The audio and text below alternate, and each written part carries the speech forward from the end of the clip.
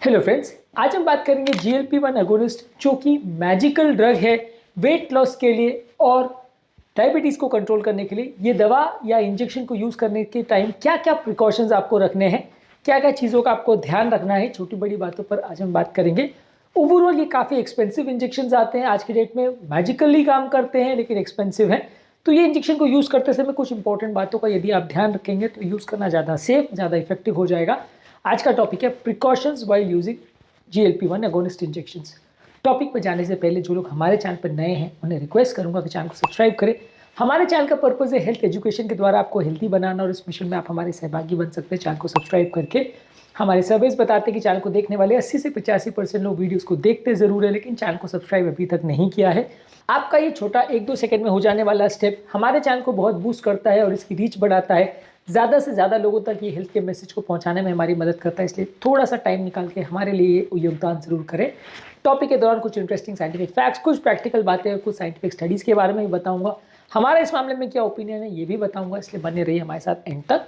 चलिए शुरू करते हैं हमारे साथ ये हेल्थ का सफ़र। क्या आपके या आपके परिवार में कोई व्यक्ति ये इंजेक्शन यूज़ करता है? कमेंट सेक्शन में लिख के हमें बताएं। सबसे इंपॉर्टेंट है कि जब आप इंजेक्शन को यूज़ करें तो लो डोज से स्टार्ट करें, इससे नॉजिया, वॉमिटिंग और डायरिया जैसे साइड इफेक्ट्स होने का चांस कम रहेगा। कम डोज से स्टार्ट करें, फिर उसके बाद धीरे धीरे करके बढ़ाएं।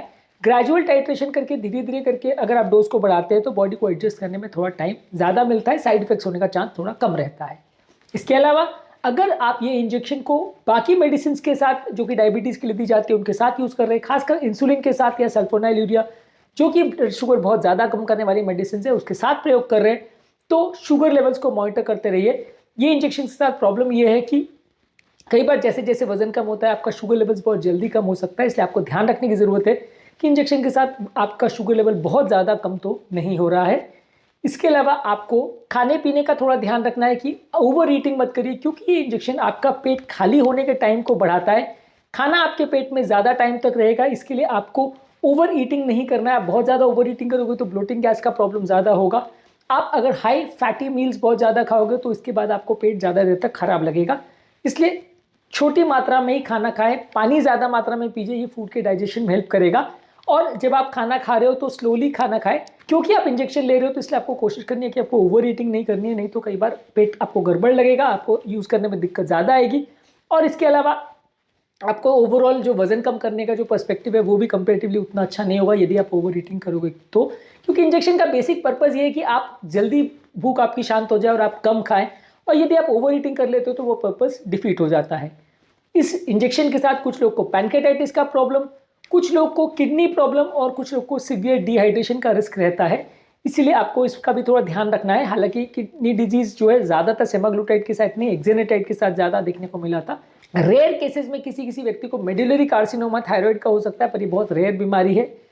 किसी किसी को इन्फ्लेमेटरी बाउल डिजीज हो सकता है, अगर पहले से उनका पेट का प्रॉब्लम रहा है तो प्रॉब्लम हो सकती है। इसके अलावा प्रेगनेंसी और लैक्टेशन के दौरान इस दवा या इंजेक्शन की सेफ्टी डॉक्यूमेंटेड नहीं है।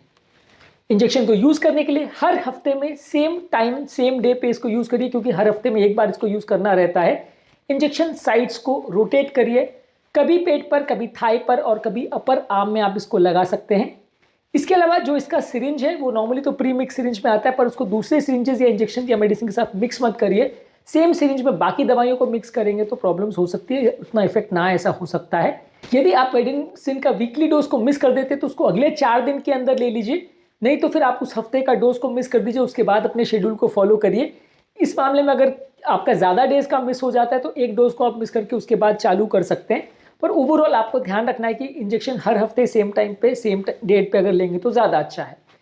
इसके अलावा ये मेडिसिन को यदि आप बाकी पेन किलर्स और दूसरी मेडिसिन के साथ ले रहे हैं तो थोड़ा ध्यान रखिए, क्योंकि ये दवा पेट के खाली होने के टाइम को बढ़ाती है, तो दवा ज़्यादा देर तक पेट में रह सकती है, तो एसिडिटी और दूसरों की प्रॉब्लम ज़्यादा हो सकती है।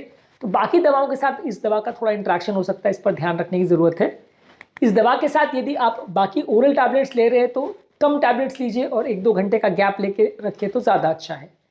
इसके अलावा आपके वेट को रेगुलरली मॉनिटर करते रहिए। कई बार वेट जल्दी कम होता है, कई बार कम नहीं होता है, तो ये सारी चीज़ों को आपको मॉनिटर करते रहना है, क्योंकि वेट में कितना इफेक्ट आ रहा है वो एक्चुअली आपको देखना ज़रूरी है, तभी आपको पता चलेगा कि दवा या इंजेक्शन से कैसा इफेक्ट आ रहा है। इसके अलावा कुछ लोग को थोड़ा सा ब्लड प्रेशर भी इससे ड्रॉप हो सकता है, तो उसको भी आपको मॉनिटर करना है। ब्लड प्रेशर ज़्यादा ड्रॉप होता है तो आपको बीपी की मेडिसिन के डोजेस को कम करना पड़ेगा। पैनक्रेटाइटिस और गॉल स्टोन होना इस बीमारी के सिम्टम्स हो सकते हैं।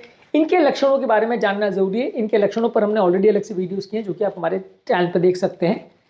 इसके अलावा हर 3 से 6 महीने में अपने किडनी फंक्शन, HbA1c और थायराइड और पैनक्रेटिक फंक्शन को रेगुलरली चेक करते रहिए। अगर इसमें कुछ प्रॉब्लम आती है तो डॉक्टर से डिस्कस करना जरूरी है। इसके अलावा ये इंजेक्शन को आपको रेफ्रिजरेशन में रखना है 2 से 8 डिग्री के बीच में। फ्रिज के फ्रीजर वाले कंपार्टमेंट में नहीं रखना है। इनको आप रूम टेम्परेचर पर भी रख सकते हो, पर टेम्परेचर 30 डिग्री से कम होना चाहिए, पर प्रेफरेबली इनको फ्रिज में ही रखें तो ज़्यादा अच्छा है। इसको डीप फ्रीज नहीं करना है और इसको डायरेक्ट सनलाइट में नहीं रखना है। और यदि यूज़ करते समय इंजेक्शन का कुछ कलर चेंज हो गया है तो आपको उसको यूज़ नहीं करना है। हर बार जब आप यूज़ कर रहे हैं तो नए नीडल का प्रयोग करना है। इसके अलावा आपको कोशिश करनी है कि इंजेक्शन साइट को रोटेट करते रहिए। हर बार सेम जगह पे इंजेक्शन मत लगाइए, नहीं तो स्किन इरिटेशन या लाइपोडिस्ट्रोफी की प्रॉब्लम हो सकती है। अगर आप पेट पे भी लगा रहे हो तो कभी पेट के इस भाग में, कभी दूसरे भाग में। हाथ में लगा रहे हो तो एक बार इस हाथ में, एक बार उस हाथ में, ऐसा करके आप रोटेट कर सकते हैं। अगर किसी जगह पे स्किन में ब्रूजेस है, स्कार्स है या इन्फ्लेमेशन है तो वहां पे आपको इंजेक्शन नहीं लगाना है।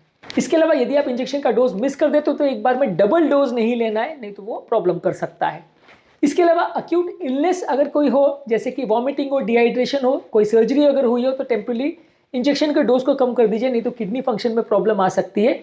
अगर एक बार पेशेंट का कंडीशन ठीक हो जाता है, अपना खाना पीना वो चालू कर देता है, उसके बाद आप इस दवा को रीस्टार्ट कर सकते हैं। यदि दवा लेने के बाद आपको पेट के प्रॉब्लम्स हो रहे हैं तो डॉक्टर के साथ डिस्कस करिए।